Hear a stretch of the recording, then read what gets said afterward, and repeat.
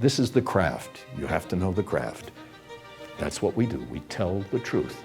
In this unnatural setting, this make-believe setting, what's the criteria that you have about a great actor? He told the truth, the deepest truth. That's your obligation. Acting by its very definition is transformative. You have to go through the portal of self to find the role. Good, feeling that breath getting underneath the sound. Huh. Finding the stakes, finding ways to lift what I would want to call the urgency. What is it that I need from this person in this moment? Shakespeare never wrote a casual character in his life. So slow down, breathe, and use those words. Use them. Affect us with those words. So now we've got an obstacle in two ways. One, we've got an obstacle just because we're in pain and we don't want to be. Two, we're in pain and it is between us and the moment that we want to have. In physical theater, there's two kinds of energy, the energy inside us and the energy outside us. You want to become so masterful at this work that in the end it becomes entirely invisible to the audience. Emotional life is a byproduct of doing something with meaning, to somebody with meaning. So make that a little bit stronger for her to stop it. So now you have these obstacles, and then you have freedom. What's the human being? What do you want now? Well, we were founded in 1949 by my grandmother, but the roots go back considerably farther than that. Jacob Adler, Stella's father, my great-grandfather. And his vision for theater was that the purpose of the theater is to uplift, educate, edify humanity. Stella was born in 1901 and grew up with that ethos and those standards and that vision. Stella joined the group theater as a founding member, and in 1934 traveled to Europe to meet with Konstantin Stanislavski, with whom she studied, and then founded this studio and utilized it as a means to develop her techniques and her approach. I wanted to honor Stella and our roots by making sure that the studio not be a wax museum devoted to her memory, but a living, breathing expression of her spirit. So I contemplated, what is the spirit of Stella Adler? As I understand it, it's best expressed with the insight, growth as an actor and growth as a human being are synonymous. And with that insight, I mean, it brings with it a whole vision of the purpose of theater. Those were the ideals I was brought up with and that I've tried to instill here, and that I hope have accumulated in our mission, which is to create an environment that nurtures theater artists and audiences so that they value humanity, their own and others, as their first priority by bringing art and education to the community. The relationship between the Art of Acting studio in Los Angeles and the Stella Adler studio in New York is that we are the same institution. The Art of Acting studio is the official West Coast branch of the Stella Adler Studio of Acting. We serve as the Los Angeles home of the Stella Adler Center for the Arts. And it's a place that was established to be that sort of beacon of humanity and artistry in Los Angeles. The reputation of the Stella Adler studio also has a great deal to do with the deification of big ideas, like a doctor that has an important function in society, and that the actor's function is to articulate for people ideas, thoughts, circumstances, emotional realities that are crucial to understanding the human condition. I think that young people are attracted to that. I think they sense the primary place of that idea in the studio. What are our objectives? Because why do we play objectives? What is it that you want? What is it that you're fighting for most, and allowing that to propel you forward in the scene? Our faculty and our staff are all working artists. And so they're bringing that first-hand knowledge right off of the set, right off of the stage into the classroom. The training it's intense in the best way. It's rigorous, and they push you to your limits because they know that you can get there. An actor will thrive in this environment if they are curious, empathetic, and they're going to have to be brave. They're also going to need the energy and the appetite for the work. It's the real deal, and it will kick your butt in the best way possible, but then also it will help you get back up on your feet and try again and keep going. Come hungry, stay leaned in, and veil up. This is a safe environment in which to grow, and you can only grow by taking big chances. So let's use that shared line energy to drive this language onto the front foot. Let's start with I am not treacherous. What are the tools we have as actors that allow us to express ourselves? Technique class gives us the tools we need to live on stage, to analyze text, to create character. It is a fusion of your profound personal experience with the imaginary world that the playwright is offering to you. You need to allow yourself to experience the room, experience the partner, and that causes the words and the action. But it's always partner first, action second, words third. I think voice and speech is one of my favorite classes because it's taught me so much technically about the body and about sound, and it has really helped getting like specific messages across. As an actor is developing their own voice, it can help that person to find their voice in life. Who? Ho. I didn't know how to use my voice to affect my partner, to give the scene more color, tell the truth, basically. That's why blocking comes organically.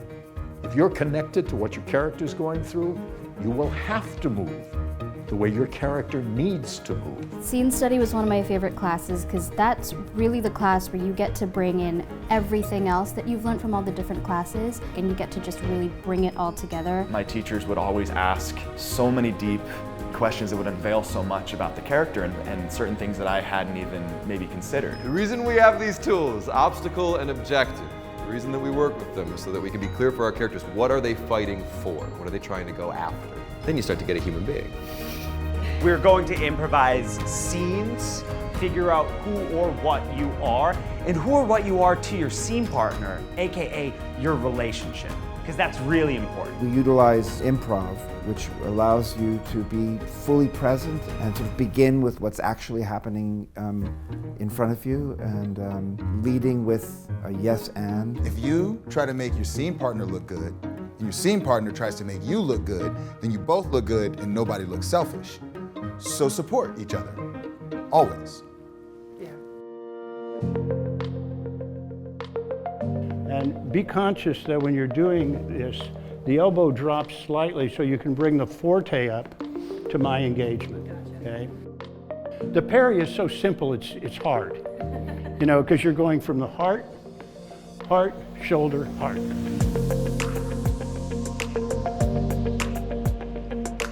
Another challenging class has been movement. It was so much more than just moving your body. To me, where theater can begin is just with the human form. To have the ability to transform and change the way your body feels and looks in terms of size and character and range. If you're really responding to something else outside yourself, you're opening your full body listening to be able to take in partner. Learning to work with your own body and really physicalizing the way that you act has been an amazing experience. So with on-camera class, we got to work with different acting muscles to figure out a way to bring that sort of full body presence that we have on stage and find a way to have that same presence but with the intimacy of the closeness of the camera. Whenever you're acting on film, even if it's a close-up or a wide shot, your entire body is active. What we see in this frame here is the thought. When you earn that, when you've gotten his trust that you'll have a chance with the camera to let us know how you're really feeling. Settle for rehearsal, action on rehearsal. I think that classical acting or Shakespeare is integral and pivotal in the development of the actor's craft. It really necessitates and instills a love of language. To be able to use language fully and with conviction to convey an idea is important not only for classical work, but in works of all genres, all types, all time periods. I was so scared of Shakespeare before coming here, but the way that they teach it They teach it in such a manageable way. They don't make the language come down to you, they make you go up to the language, and it makes it so much more accessible. And my goal is always to make every student walk away feeling like Shakespeare belongs to them. When an actor can step into that size, they can do anything. The Stella Adler Center for the Arts is more than just a cultural institution. It's a three-dimensional world in which art all comes together. While actor training is the core of what we do here, an important part of the center is for us to identify world-class artists, theater events, conversations, ways of exchanging ideas, and to make all of that free and open to the public. You're not only training and learning in the classrooms, but then you have practical application surrounding you. I could be in a movement class during the day and then go see a movement and dance theater company production at night. It is where education and practical application meet. The Stella Adler Studio's Arts Justice Division provides a variety of field programs. We provide arts programming on Rikers Island, and we've been doing that since 2013. Outside In is one of the city's first re-entry arts programs. We wanted to create a safe space where they could find a community to continue to live their best life. We also have been working with the New York City public school system. We provide arts education programs to help support the curriculum. We also provide multiple programs in drug and alcohol recovery centers, and we are partnered with some of the largest throughout the city. We create communities of theater wherever we go.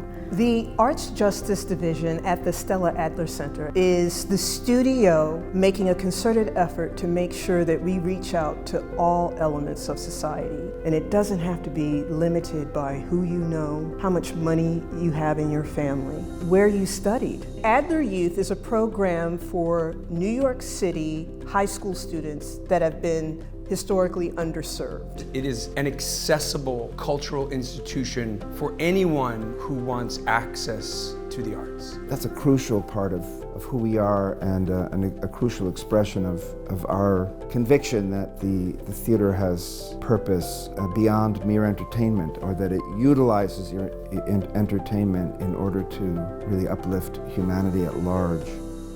This is such a lively, active studio. It's an exciting place to be, and you feel that in the hallways here. People are using their imaginations. The culture at the studio definitely is one of collaboration. We're all there working together, and that makes it fun and exciting to be a part of that. There's a common cause, a common commitment to creativity without any judgment. That is a recipe for success. It's important to have and hone an artistic home where you can feel like you can be yourself, offer ideas, collaborate constructively. And the Stella Adler Studio gives you the freedom and ability to do that. I've seen young artists change so quickly when they are in a place like Stella Adler Studio. It's very rigorous, but it's very fun. I like working hard, and I like being asked to work hard. I come here because you want it to be intense. It's encouraged to mess up so that you can learn from it. You want it to push you and to make you grow. We will always challenge you, but we're always going to support you as well. What makes this community so special is the fact that it is a family. We're all in service of something bigger than us. It's just a wonderful group of artists who are here to have a mission, to tell stories, to make social change. It always seems hopeful, it always seems exciting, and it seems like in the theater really anything is possible. It's a community of beautiful human beings, and we support one another, we challenge one another, we are there for one another. So within that kind of experience, magic can happen.